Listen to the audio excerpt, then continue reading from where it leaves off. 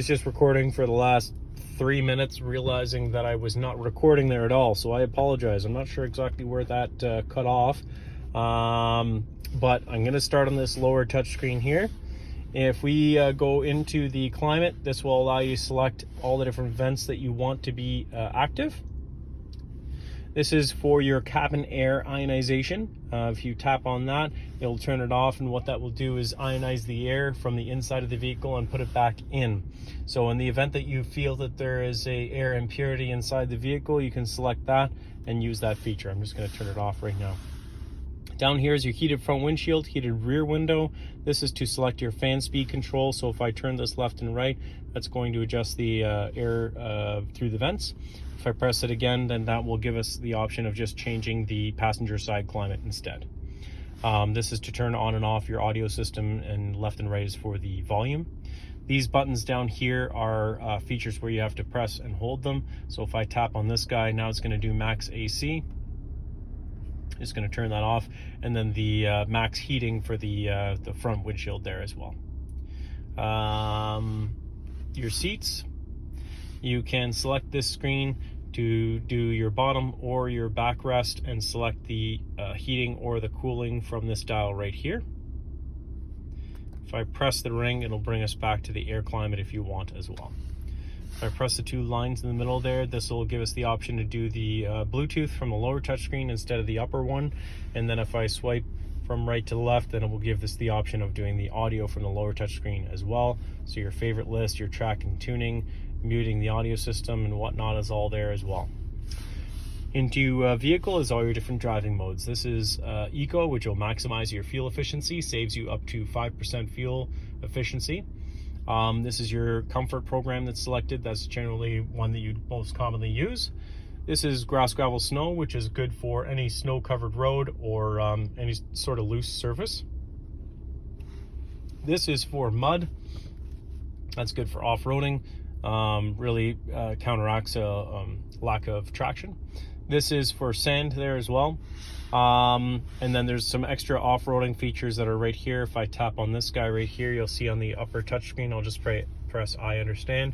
Off-road information. You'll see you can see the travel and the suspension at any time. You can see the grade of the road that you're driving on. You can also have a compass, and you can see a description of all the different driving modes and exactly what the vehicle does when you select them. This is to turn off your automatic start-stop system. So if you don't like the engine going on and off all the time, you can just tap that and it will continuously run. Settings is for the lower touchscreen. I'd encourage you to just kind of go through this just quickly so that it's set up to your preference. Display. When you start up the car, you can select whatever screen you want is happening as soon as you turn on the vehicle. So right now it's set for climate. If I go back here, you can also check the way that the climate is actually working. So you'll want these both on, because in the event that the vehicle senses that the weather is cold outside, it will automatically turn on the heated front and rear window. And then the auto sun blind is the feature when you shut off the car, it'll automatically shut the sun blind to counteract a large amount of heat coming on inside the vehicle when you're away from it. And then when you fire it back up, it'll just automatically open it back up. You can also change the way that the auto air climate works. So if you want to, instead of having it like just kind of blast in your face as soon as you fire up the car, you can have it soft and quiet, just so that it's nice and easy when you select the auto mode, and it will eventually get to the temperature that you select. Moving down here, there's just a few things to show you. So as I showed you before, this is the automatic air ride suspension. You can fully adjust it. You can do it up to the speed of 20 kilometers an hour. If you exceed 20 kilometers an hour, it will regulate you to the standard ride height.